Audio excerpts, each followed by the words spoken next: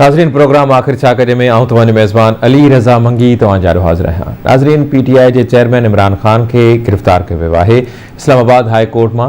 जॾहिं बायोमेट्रिक कराए रहियो त उनखे ॿुधायो वञे पियो त रेंजर्स जे अहलकारनि गिरफ़्तार कयो आहे। नैब गिरफ़्तारी जी तस्दीक कई आहे। अल कादिर ट्रस्ट वारे केस में इमरान ख़ान खे गिरफ़्तार कयो वियो आहे ऐं चकरियूं बि थियूं, भंजडाह बि थी।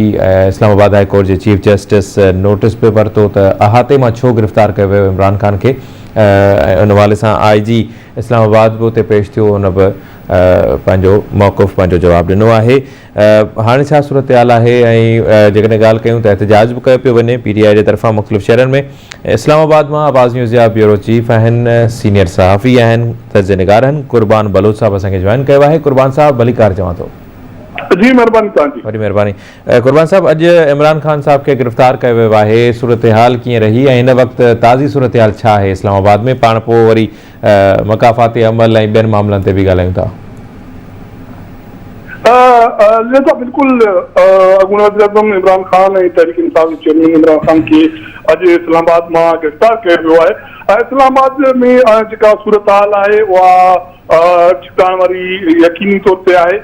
PTI कारकुन मुख़्तलिफ़ रस्तनि ते एहतिजाज कनि पिया ऐं इमरान ख़ान जी जेका गिरफ़्तारी उहा ईअं सिंधी चवणी वांगी आहे त दरिया किनारे कुॾे, अॼु न ॿुधे सुभाणे ॿुधे। सो इमरान ख़ान ईअं बदल गिरफ़्तारी करे पियो। जेके बि हुनजा मौक़िफ़ हुया, बयान हुयो ऐं जेको हुनजो जेको एग्रेसिव रवैयो हो उन मां इहो अंदाज़ो हुयो त अॼु न सुभाणे इमरान ख़ान खे गिरफ़्तार थियणो आहे।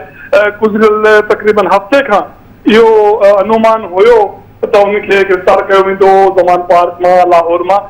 पर अॼु जॾहिं उहो इस्लामाबाद पहुतो, सुबुह जो हिकिड़ी वीडियो हिकिड़ो बयान जारी कयो। उन में हुन DG ISP जेको कल्ह को बयान हो उन में हुनजो रद्द अमल हुयो, जंहिंमें हुनजी दावा हुई त हू गिरफ़्तारी लाइ तयारु आहे, ज़हनी तौरु तयारु आहे ऐं जेकॾहिं संदसि ख़िलाफ़ जे वारंट आहिनि त उहे ॾेखारे वञनि, हू जेल वञण लाइ तयारु आहे। आख़िर उहो ई थियो। इस्लामाबाद हाई कोर्ट पहुतो, उते फिंगरप्रिंट जे हवाले सां जॾहिं हू वियो त उते सिक्योरिटी फोर्सिस कार्रवाई कई। नेब इहा दावा कई आहे त अल कादिर जेको ट्रस्ट केस आहे, ज़मीन जी ख़रीदारी आहे, उन में घपला थिया आहिनि। उन केस में इल्ज़ामनि में हिनखे गिरफ़्तार कयो वियो।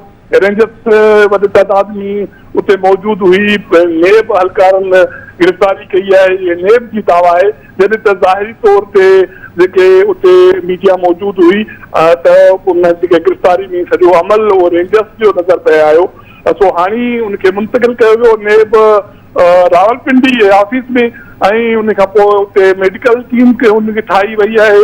उनजी तिबी मुआइनो थींदो, उन खां पोइ उनखे जेको अदालत में पेश कयो वेंदो, रिमांड वरितो वेंदो।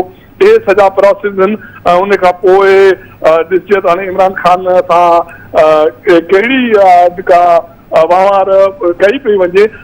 PTI तरफ़ां रद्द अमल इहो आहे त आवाम खे ॻाल्हि ॾिनी वई आहे त रोडनि ते निकिरनि ऐं एहतियात कनि ऐं इन सिलसिले में फैज़ाबाद, पिंडी जे कुझु इलाइक़नि में एहतियात पिणु थिए पियो। सही। अच्छा कुर्बान साहब, इमरान ख़ान साहब जे पंहिंजे दौर में बि ईअं थियो आहे। इमरान ख़ान साहब त वॾे वाक़े ॿाहिरि वेही चवंदो हो त मां चोरनि खे जेल में विधो आहे ऐं मां हाणे उन जूं सहूलियतूं ख़तमु कंदुसि ऐं उन्हनि खे मां पाकिस्तान में कानून जी बालादस्ती जे लाइ असां क़दम खयां आहिनि। त जेकॾहिं इमरान ख़ान जी गिरफ़्तारी थी आहे त अल कादिर ट्रस्ट वारे केस में थी आहे ऐं नेब जो मौक़िफ़ आहे त उहो पेश न पियो थिए, त उनजे करे खेसि गिरफ़्तार कयो वियो आहे। पाण तव्हांखे ख़बर आहे त पाकिस्तान में त बकरी चोरी जे केस में बि गिरफ़्तारियूं थींदियूं आहिनि। त सूरत हाल जेका आहे उहा कीअं पिया ॾिसो अव्हां? त छा ही बसि मकाफ़ाती अमल आहे ऐं इहो सिलसिलो हलंदो रहंदो? जॾहिं मुख़ालिफ़ धुर में हूंदासीं त तकलीफ़ में हूंदासीं, हुकूमत में ईंदासीं त मुख़ालिफ़ धुर खे तकलीफ़ ॾींदासीं। इहो जेको सिलसिलो आहे इंतकाम वारो ऐं छा इहो रुकजंदो या अव्हांखे कीअं पियो लॻे? ॾिसां हाणे हिनखे तव्हां मकाफ़ाती अमल चओ या पाकिस्तान में हिते जेका सियासी हेराफेरी थिए थी, माना उनजो मतिलबु आहे त जेकॾहिं तव्हां मूं सां गॾु आहियो त तव्हां पाक साफ़ आहियो। जेकॾहिं तव्हां मुंहिंजे मुखालिफ़ थी आहे या मूं ते तव्हां तनक़ीद कई ऐं मूं ते आङुर खई त तव्हां ॾोहारी थी आहे। इहो हिकिड़ो पाकिस्तान में सियासत जो जेको अनोखो खेल सदियुनि खां हले पियो, तक़रीबन 70-75 साल खां हले पियो। इहा का नई शइ कोन्हे, मकाफ़ात अमल थी सघे थो। इमरान ख़ान हाणे जॾहिं केस हलंदो उनमें जेके उते इल्ज़ाम आहिनि उहे साबित थींदा, उहो त पोइ जी ॻाल्हि आहे। बाक़ी गिरफ़्तारियूं इमरान ख़ान पंहिंजे दौर में कयूं मुख़्तलिफ़ इल्ज़ामनि में। हाणे हू चवे थो त मां गिरफ़्तारियूं कोन कयूं, फलाणे जे चोट ते कई, फलाणे जे चवण ते कई, टीवीअ जे चवण ते कई। सो हाणे गिरफ़्तारी थी आहे नेब जे इल्ज़ामनि में, नेब जो केस आहे। हाणे अदालत या जेको बि अमल थींदो, पर ज़ाहिरी तौर ते जेको महसूस कयो पियो वञे उहो इहो आहे त इमरान ख़ान जॾहिं बि मुखालिफ़ थी बीठो या उन पंहिंजो हिकिड़ो बयानियो विकिरणु शुरू कयो ऐं इदारनि ते ऐं माण्हुनि ते इल्ज़ामबाज़ी शुरू कई, उन खां पोइ इहो वाज़े अनुमान हो त उनखे गिरफ़्तार थियणो आहे। कल्ह न थियो, अॼु थियो, इहो अमल थियणो थो हुयो। सही। अच्छा कुर्बान साहब, अवां छा था सम्झो जेका अॼोकी गिरफ़्तारी आहे, छो जो पाकिस्तान में जेके बि ॿियूं पार्टियूं आहिनि उहे चवनि पियूं त लाडलो आहे, हुनखे बचायो पियो वञे, हुनजे मथां आशीर्वाद आहे। हाणे तव्हां छा था सम्झो जेका अॼोकी गिरफ़्तारी आहे हुन सां जेको आशीर्वाद जो हथु आहे उहो हटियो आहे या हटाइण जो को मैसेज ॾियण जी कोशिशि कई वई आहे? इन सां गॾोगॾु अदालती अहाते मां हुनखे गिरफ़्तार कयो वियो आहे त ॿाहिरां त किथां गिरफ़्तार इमरान ख़ान साहब खे करे सघिजे पियो, त अदालती अहाते मां गिरफ़्तार करणु छा था सम्झो त छा इहो को अदालती सिस्टम खे, अदालत खे को इहो अणसिधी तरह सां मैसेज ॾियणो आहे? ऐं जेको आशीर्वाद जे हवाले सां मूं तव्हां खां सवाल कयो त उन हवाले सां थोरी रोशनी विझो। आशीर्वाद जो हथु त काफ़ी अरसो खजी वियो जॾहिं उहो प्रोसेस थियो हुन ख़िलाफ़ अदम इत्माद जी तहरीक जो, ऐं उहो पाण बि उहो माना इमरान ख़ान चवंदो रहियो, संदसि जमात जा अॻवान बि चवंदा रहिया, ऐं उन खां पोइ जेके मीडिया सां लाॻापियल माण्हू उहे बि इन मामले खे सम्झंदा रहिया।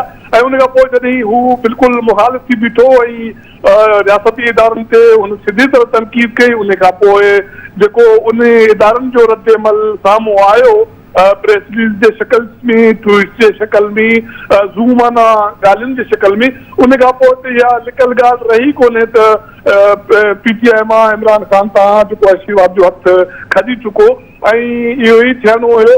हाणे जेको बाक़ी अॻिते वारो अमल आहे उन जो दारो मदार PTI ते इमरान ख़ान जे सियासी इस्तेकाम ते आहे, तो उन्हनि में उन्हनि जे बाज़ू में केतिरी ताक़त आहे, उहो सियासी बल केतिरो आहे, हू सस्टेन करे सघनि था या नथा करे सघनि।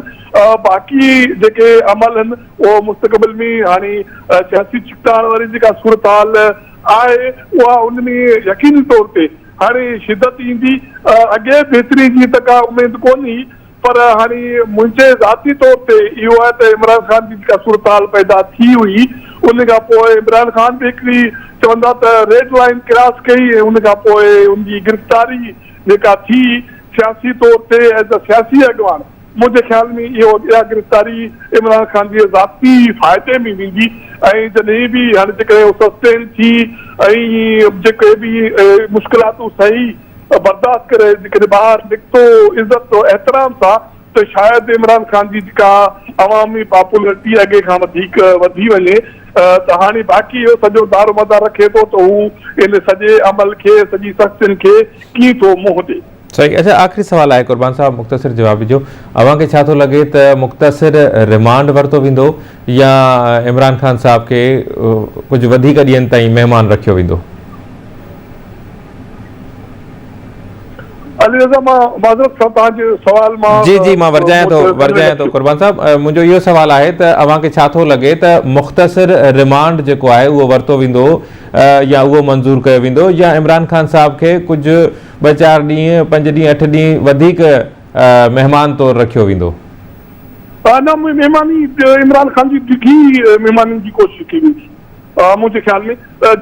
जेको तरीक़ेकार अख्तियार कयो वियो उनजी गिरफ़्तारी जो, कोर्ट जे माना हदुनि मां उनजी गिरफ़्तारी पेशी दौरान, उन खां पोइ chief justice Islamabad high court जो जेको रद्द अमल आयो उन मां लॻे थो त जेको तरीक़ेकार अख्तियार कयो वियो उन में महिमान नवाज़ी जेका हूंदी उहा डिघी हूंदी। हाणे इमरान ख़ान उहा जेका मेज़बानी आहे उनखे हज़म करे सघे थो, नथो करे सघे, उहा त उन ते दारो मदार रखे थो। बाक़ी इदारनि खे इस्लामाबाद हाई कोर्ट खे PTI खे ऐं जेके रियासती इदारा जा मुखालिफ़ जेके क़ुवतूं उनखे हिकिड़ो वाज़े मैसेज लिखत में बि ॾिनो वियो ऐं इमरान ख़ान जी गिरफ़्तारी जे शिकल में ॾिनो वियो त वधीक बर्दाश्त न कयो वेंदो। वॾी महिरबानी कुर्बान साहब, तव्हां पंहिंजो टाइम ॾिनो। नाज़रीन, प्रोग्राम जारी आहे, वठूं था ब्रेक।